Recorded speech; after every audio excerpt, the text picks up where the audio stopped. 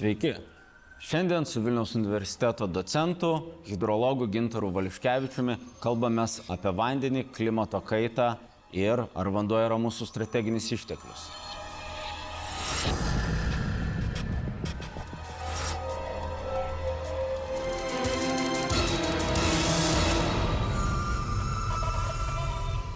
Šiandien kalbame su Gintaru Valiuškevičiumi, Vilniaus universiteto docentu ir hidrologu. Sveiki, Gintarai, dar kartą. Diena. Žvelgiant į vandenį, atrodytų toks kartais iš pažiūros banalus dalykas, žmonės dažnai nesusimąsto, iš kur atsiranda tas vanduo, kuris teka kiekvieną dieną iš čiaupo ar semiamas iš šulinio. Bet taip žiūrint bendresnių žvilgsnių, ką jūs galėtumėte pasakyti apie Lietuvos turimus dabar įvairius vandens išteklius? Kiek jų turim, kokie jie?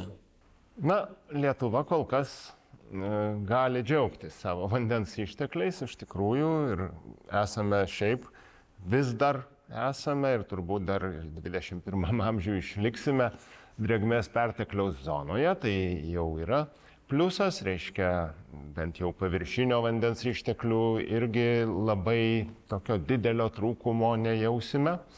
O kitas dalykas, dėl ko Lietuva tikrai nuolat gali pasidžiaugti ir prieš kaimynus gal net pasipuikuoti, tai Lietuva beveik visus savo gyventojų poreikius gali patenkinti naudodama požeminį vandenį. Tai tikrai reta šalis Europoje leidžia savo tokią prabangą ir mūsų kaimynai, jie beveik visi, sakykime, vandentiekyje turi tokį mišrų vandens tiekimą, dalis vandens atiteka iš paviršinių vandens telkinių, kažkiek nusistovėjęs, jisai ten specialiai prafiltruotas ir taip toliau, dalis iš požeminių, bet taip, kad būtų viskas vien iš požemio, praktiškai tokių pavyzdžių labai mažai Europoje.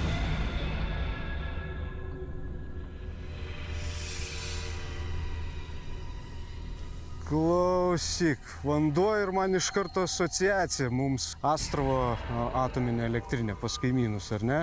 Ir vėlgi, tengi pasirodo vėsina, tai reaktorių Neries vanduo nukreiptas, o Vilnius tai iš Neries gręžinių girdomas. Tai jeigu užtarša po žeminių vandenų, viskas, šakės. Ką nors girdėjai, kad yra alternatyva, iš kur galėtų Vilniui duoti vandens? Kad negirdėjau. Aš tikiu, kad turi būti. Diskusijose buvo, kad iš Vokės upės galima nukreipti vandenį, iš Vokės baseino gręžinių, reiškia. Bet amžina problema, vamzdynai nenutiesti. Reiškia, jie sukasi kitur, bet ne į Vilnių.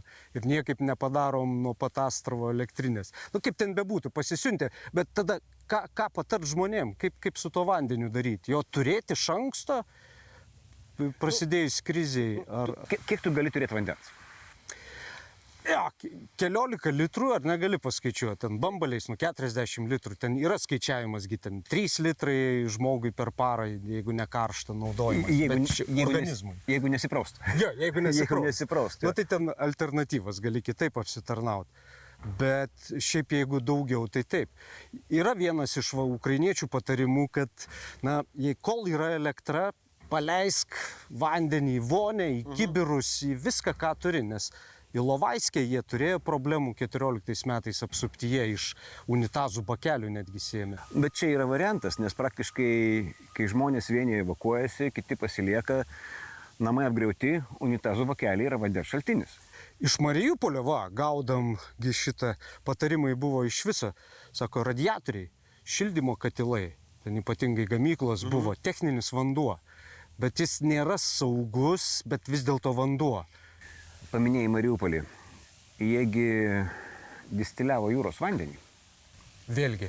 Bet vėlgi, tarsi esi distiliuotas. Ir reikia turėti įgūdžių, priemonių ir panašiai. Žiūrėk, tai vienas iš variantų. Esi bandęs kada nors, neturim vandenį, bet pasisemt jį neturint indų. Darant prielaidą, kad tokią įtampą praradom įrangą, viską ir reikia žūtbūt šeimai ar savo kovos draugam atnešti bendruomeniai vandens ir kaip jį atnešti. Nėra. Maišeliais? Maišeliais vienas iš variantų. Nu, tai pirma mintis, žinai. Teisingai, gali rūbus sudrėkinti ir išgręžti Išgręžt, kažkiek. jo, kažkiek. Bet žiūrėk, aš turiu vieną idėją pabandyti panaudoti tai, kas yra nestandartiška. Sargius. Esi bandęs? Ne. Kokį nori? Mėlyną žalę. Na gerai. Tai pabandom pažiūrėti, kas iš to gausis, ar pavyks bent kokį puslitrį gerą prisemti. Nes čia yra subtilybių. Nu ką, einam bandyti.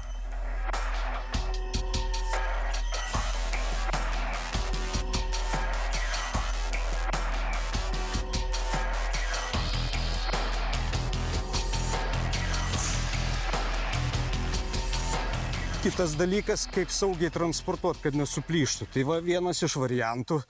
Dedamės tokią talpą į kepurę, į kojinę ir galim važiuoti su juo, kur tik tai nori. Čia geriausiai atrodo, kai eina grupė žmonių su sargiais, va taip va, per kursus ir per gatvę. Ir jeigu kas važiuoja pro šalį, visi tokie šitai prisisėmė.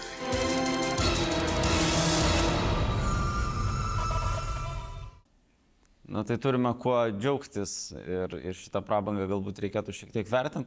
Nu, bet žiūrint taip globaliau, užsiminėte apie perspektyvą į 21 amžių, su klimato kaita susiję reiškiniai įvairūs, matėme ne taip seniai didžiulį potvinį Vokietijoje, Čekijoje, Rumunijoje, aplink Dunojaus baseiną.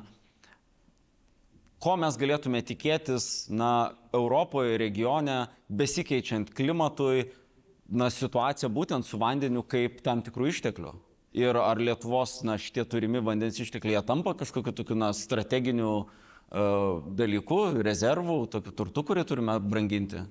Turbūt, kad jie ir dabar yra tikrai mūsų strateginis turtas. Čia pliusas jau vien tame, kad mes patys save galim apsirūpinti tuo gėlų, geriamų ir tinkamų, naudojimui vandeniu. Labai didelių kažkokių apdorojimų papildomų kaip ir nereikia, nes iš tikrųjų yra regionų, kur žmonės turi arba filtruoti, arba gėlinti, arba dar kažką tai daryti, kol tas vanduo jau jiems ten tinka vartojimui ir tai dar jo kokybė dažnai būna žymiai prastesnė. Maža to, mūsų ištekliai yra iš tikrųjų didžiuliai. Vien tas, sakykime, vanduo, kuris jau iš giluminių vandenviečių patenka per čiaupus į stambesnės gyvenvietės ir miestus, tai jo išžvalgyti ištekliai šiuo metu viršyje 2 milijonus kubinių metrų per parą. Tiek galėtume suvartoti. Realus suvartojimas yra apie 400 000 kubinių metrų per parą. Reiškia, realiai nuo tų išžvalgytų išteklių suvartojamas gal tik tai 1/5 kiekio. Gal truputį daugiau, nes čia reikia neužmiršti tik tai vandenvietės vertinamos. Tai yra žmonių, kurie šulinių vandenį naudoja, gręžinių individualių vandenį naudoja, ne visi jie ten įregistruoti ir panašiai. Bet vis tiek suvartojame mažą dalį, tai reiškia jau šiuo metu tai yra iš tikro mūsų svarbus labai išteklius. Ir dar vienas pliusas yra tas, kad reiškia mes neturime tos nelaimės, kad būtume priklausomi nuo kaimynų vandens tiekime, nes yra ir labai konkrečių pavyzdžių, kas atsitinka, jeigu kažkoks regionas gauna vandenį iš kitoje šalyje esančių rezervuarų ar šiaip iš išteklių, tai kol tie santykiai geri, viskas gerai, bet ten kažkam nutikus gali visai ir liūdnai baigtis, kaip, sakykime, buvo su Krymo vandens tiekimu po to, kai reiškia, Rusija okupavo Krymą ir ukrainiečiai, kadangi vanduo buvo tiekiamas iš Kachovkos vandens talpyklos į Krymo kanalą, sėkmingai uždarė šliuzus ir faktiškai Krymas liko be vandens, naudojamo ne tik ten laistymui ir pramoniai, bet dalis to vandens pas juos buvo naudojama ir buitiniams reikmėms, reiškia, tekėdavo per čiaupus. Ir tai jau yra didžiulis pliusas, reiškia, kad mes vietoje, nepriklausydami nuo to, kas ten iš kažkur atiteka, galime tokius savo išteklius turėti ir naudoti. Po trumpos pertraukėlės tęsime pasakojimą.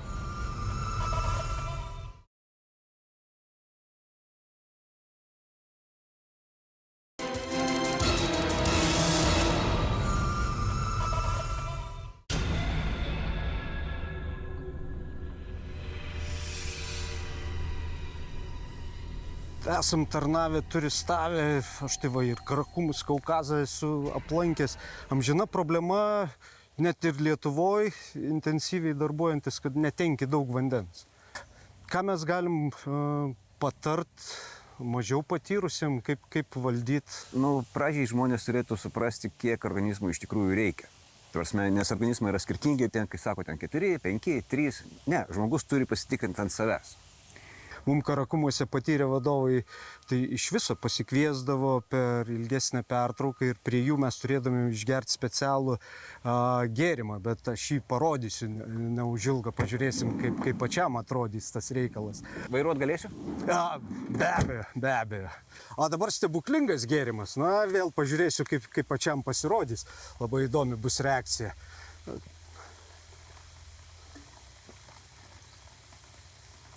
Kantri veido išraiška, tyrinėjanti. Tokio kartumo yra. Ne pelynas, bet tokia šalta arbata. Ir tai yra stipri, žalia ir stipriai sūdyta arbata. O. Ir čia yra irgi iš Afganistano laikų, dar sovietinio karo su modžahedais patirtys, kada reiškia, patardavo šaltos arbatos, mažą puodelį, 3-5 gurkšniukai iš ryto, porą valandų prieš sunkias veiklas išgert. Paprastai aš nugeriu dar tyrų vandeniu, kad to druskas neliktų. Ir tada įdomu, kad konservuoja vandenį organizme, vėliau norisi gerti. Aš dar vieną apie Afganistaną girdėjau, kadangi maistas būdavo prastas, kad nepaleistų vidurių. Gerdavo arbatą su druska, nes druska, kaip sakant, apsaugo nuo vidurių paleidimo. Taigi, du mažiausiai efektai, kurie gali praversti, ypatingai ir krizės atveju, kai trūksta higienos, trūksta vandens ir panašiai. Tai čia irgi taupantis organizme vandenį įrenginys. Stipri arbata su daug druskos, žalia arbata. Netikėta, bet visai skanu. Beje, iš partizanų, iš NKVD šitų pokario kovų patirčių, tai su druska žaisdavo stipriai. Būdavo į kameras duoda mūsų kovotojams silkės ir paskui 3 paras neduoda vandens. Kankinimo būdas. Suvorovas savo ruoštus, eidamas į Balkanus per Alpes, davė daug silkės, bet daug vandens, reiškia, subalansavo šitą reikalą ir kad ten prisotintas būtų organizmas. Žodžiu, tuo galima stipriai žaisti. Bet perkūnai jų nematė. Dabar vėl klausimas, iš kur gauti vandens, ar ne? Tai vienas iš variantų, ką minėjai, ledas. Ledas. Labai įdomu, kad Irake aš negirdėjau šito šposo. Ir dozavimas, ir ledas. Bet žiemą būna iššūkis, ledas ar sniegas geriau tirpdyti? Nu, gal ledas geriau, jisai tirpsta lėčiau, o sniego reikia daug prikasti. Tiesiog, kai jį tirpdai, atrodo jo daug, o vandens gaunasi nedaug. Ir patarimas žmonėm būtų, faktiškai, jeigu turim ledą, dedam ledą ir jį tirpdom virš šilumos šaltinio, kas tai bebūtų, kad kristų lašai ne į save susigertų, ypatingai jeigu tai sniegas, jisai iš karto atiduoda į puodelį savo skystį. Kitu atveju, ypatingai sniegas, jisai jeigu įdedam į puodelį, sugeria kaip kempinė. Tai ten yra problematika. Tai čia apgavimas šiek tiek. Nu, žiūrėk, lyja, tai jeigu gerai pakabinti palapinsiaustę. Būtent. Tai net va štai didelis maišas, ar ne? Ir jisai gali padėti surinkimą daryti, ar ne, kaip ir sakai. Tai jeigu mes padarom tam tikrą nuolydį ir jisai gali sutekėti į indą arba tiesiog ant jo ir susikaupt. Galima taip pakabinti. Jo. Sula, Taip. Pavasarį vainok ir jokių problemų neturėsi. Gerai. Dar vienas, o kaip kondensuoti žalumos? Aš galiu parodyti vieną šposą ir mes jį bandėm daryti ir kaip ir pasiteisino. Gerai. Esmė, imam žalio medžio pageidautiną šaką, apgobėm,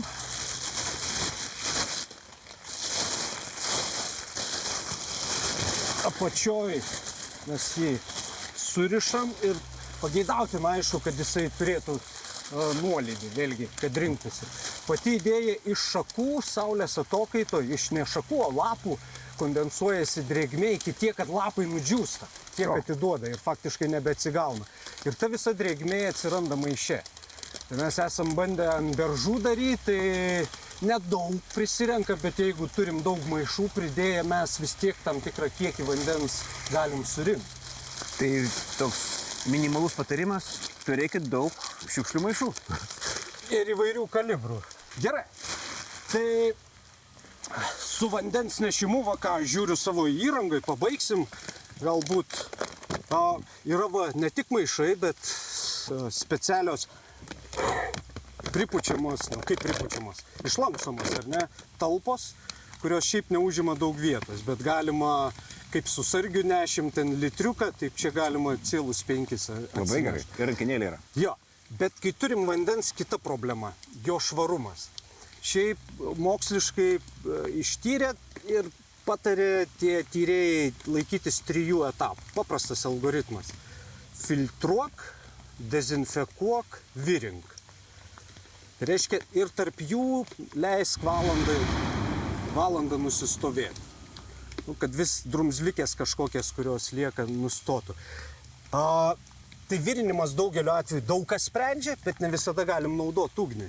Tai vienas iš geriausių dalykų – filtrai. Tai va, pabandyk pažiūrėti. Gamyklinis filtras, atrodo kaip gertuvė, bet štai ką jis turi. 3 kasetės. Aktyvuota anglis, medžiagos tankus filtras ir jodas. Jodo filtras kaip dezinfektorius. Tai reiškia, siurbiam iš apačios ir per 3 eina filtruojasi, dezinfekuojasi. 2 zuikius nušauna. Tai tu gerdamas praktiškai įtrauki per 3 filtrus. Per 3 filtrus ir tame tarpe jį dar dezinfekuoja ir gamintojas sako, kad už iki 95–8% išvalo iki 1000 litrų.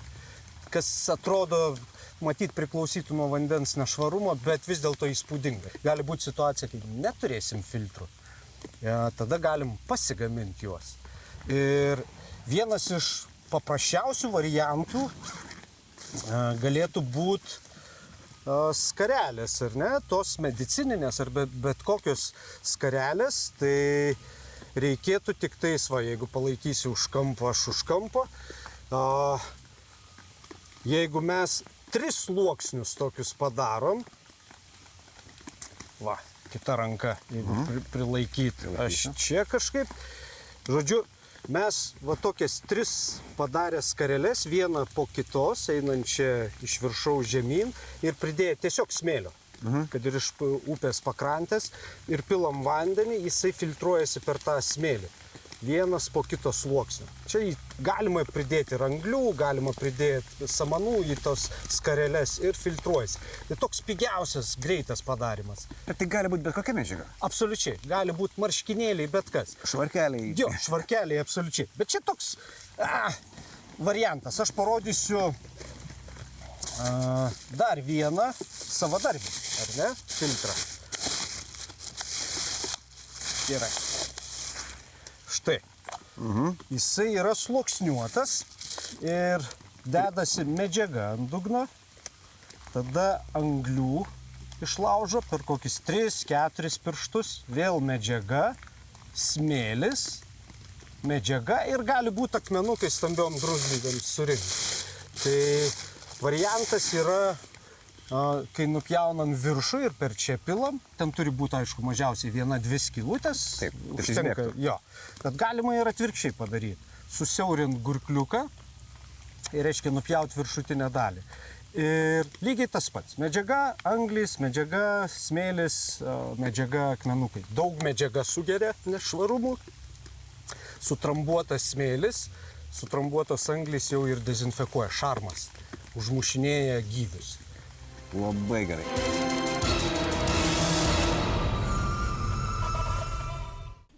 Na, o žvelgiant galbūt šiek tiek ir tam tikrą mūsų pažeidžiamumą ir grėsmes, mes matėm, Rusijos kariuomenė susprogdino tą pačią, ar ne, Kachovkos užtvanką, Taip pat matome šalia savęs visai netoli nuo Vilniaus iš tikrųjų Astravo atominė elektrinė, kurios pastatymo kokybė, pasirinkta geografija kelia daug klausimų ir tokio susirūpinimo iš tikrųjų dėl mūsų saugumo. Tai kokios yra jūsų supratimu tos galimos grėsmės, žvelgiant bendrai į Lietuvos turimus vandens išteklius, į mūsų didžiųjų upių baseinus? Grėsmės, matyt, galėtų būti kelių tipų. Yra be abejo kažkiek tai tokios grėsmės, kad kažkam atsitikus su stambesnių mūsų upių vandens ištekliais, ar tai užsiteršus joms, kaip ir dėl to paties Astravo, sakykime, ką labai sunku nuspėti. Realiai jų naudojama aušinimo technologija jau yra tarsi ir šiek tiek pažangesnė, lyginant su mūsų buvusia Ignalinos atominė elektrinė. Jie naudoja aušinimo bokštus, bet vis tiek jie turi rezervuarus, turi pasidarę vandens tiekimą į tuos bokštus būtent iš Neries. Tai jeigu pas juos kažkas rimto įvyktų, Neris būtų užteršta. Tikriausiai sunku pasakyti, kokiu laipsniu, kas ten žiūrint įvyktų ir taip toliau. Ir reikia neužmiršti, kad mūsų tos didžiuosius miestus aprūpinančios vandenvietės, jos yra hidrauliškai susijęs su didžiųjų upių vandeniu. Tai yra faktiškai tas vanduo iš lėto filtruojasi į požemį ir tai, kas teka Nerimi, po kurio laiko patenka į vandenvietę, tiek Vilniuje, tiek ir Kaune iš dalies gali patekti. Tai čia gali būti problemų. Iš tikrųjų, jeigu kažkas tai atsitiktų. Kitas variantas galėtų kažkas įvykti, sakykime, ir su tais pačiais paviršiniais vandenimis, kurių mes tarsi ir nenaudojam, bet jūsų minėtam potvinių kontekste, jeigu iš tikro kiltų labai grėsminga situacija, net sunku pasakyti, kaip dabar būtų į ją sureaguota. Šiaip jau tokioms situacijoms, užliejimams ir panašiai yra tarsi ir pasiruošta, yra ir stebėjimo sistema, yra sudaryti žemėlapiai grėsmingų upių ruožų vadinamųjų, kurie gali būti, kur pakrantės, gali būti smarkiai užlietos ir tai gali grėsti gyventojams. Bet reikia neužmiršti, kad visi tie rodikliai apskaičiuoti statistiškai pagal daugiamečius duomenis ir šiuo metu intensyviai gana besikeičiant klimatui, tų statistinių rodiklių patikimumas po truputį krenta ir jau vien tai, kad mes neturėjome rimto tokio, sakykime, didelio pavasario potvinio nuo 1979 metų faktiškai ir tas ten nebuvo labai jau katastrofinis, tai buvo gana aukštai iškilęs lygis ir kai kur ten, kai kam jisai tikrai pakenkė, bet faktiškai po to tokių grėsmingų labai potvinių išskyrus Nemuno žemupį neturėjom. Tai labai sunku pasakyti, kaip būtų sureaguota realybėje, nes gali tu čia priprognozuoti ir pasakyti, kad yra tokia tai tikimybė, jog ten tave užlies ar dar kažką tai, bet daugelį tų regionų, kurie patenka į potencialiai užliejamas teritorijas, yra ir gyvenamųjų namų, ir kitokių pastatų, tai ar ta reakcija būtų adekvati, ar būtų laiku spėta sureaguoti, sunku pasakyti. Kalbėjomės su Vilniaus universiteto docentu hidrologu Gintaru Valiuškevičiumi. Dėkoju Jums už Jūsų dėmesį.